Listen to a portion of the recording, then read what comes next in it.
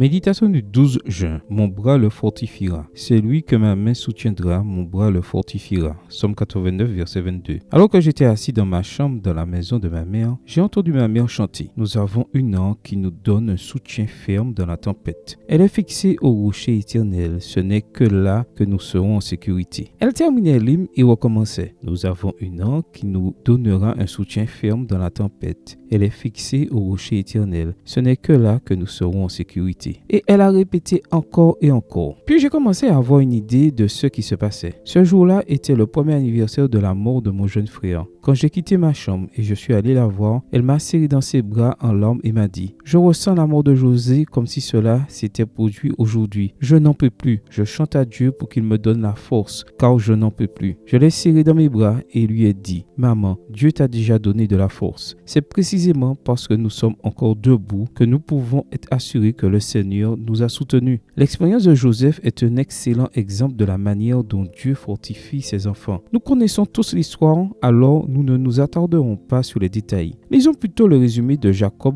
dans Genèse 49, les versets 22 à 25. Joseph est le rejeton d'un arbre fertile. Le rejeton d'un arbre fertile près d'une source. Les branches s'élèvent au-dessus de la muraille et ils l'ont provoqué. Ils ont tiré, les archers étaient ses adversaires. Mais son arc est demeuré égal à lui-même. Ses mains ont été fortifiées par les mains du puissant de Jacob. Il est ainsi devenu le berger, le rocher d'Israël, par le Dieu de ton père qui sera ton secours. J'aime la phrase « Ses mains ont été fortifiées par les mains du puissant de Jacob ». Alors, cible de la jalousie de ses frères, Joseph a été fortifié par Dieu. Lorsqu'il a été vendu pour une vie d'esclavage, après n'avoir connu que la liberté, Dieu l'a fortifié. Quand il est arrivé comme serviteur de la maison de Potiphar, Dieu l'a fortifié. Quand on l'a injustement envoyé en prison, Dieu l'a fortifié. Quand il est devenu gouverneur d'Égypte, Dieu l'a fortifié. Dans tout ce qu'il a fait, Dieu l'a fortifié. Cela peut être notre expérience. Aujourd'hui, les mains du puissant renforceront nos faibles mains. Ce sont les mains qui nous offrent un soutien ferme au milieu de la tempête. Amen. Bonne journée à vous et que le Seigneur vous bénisse.